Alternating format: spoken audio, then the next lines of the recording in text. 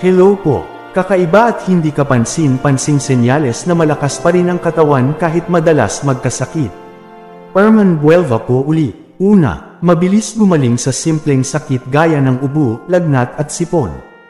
Ibig sabihin, alert pa rin ang immune system at kayang labanan ang virus kahit nagkakaroon ng sintomas.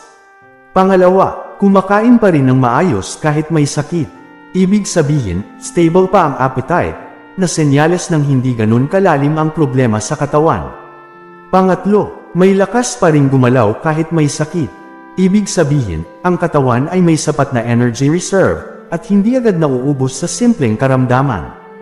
Ika-apat, maayos pa rin ang tulog sa gabi kahit inuubo o masama pakiramdam. Ibig sabihin, kaya pa rin ang katawan mag-repair sa tulog na mahalaga sa immunity. Ika-lima, walang biglaang pagbabago sa timbang o balat.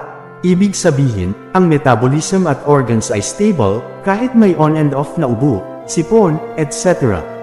Ika-anim, walang pamamanas, paninilaw, pamumutla, o paninikip ng dibdib. Ibig sabihin, wala pang sign na ang sakit ay may kinalaman sa major organs, liver, kidney and heart. Ingat po palagi. God bless po.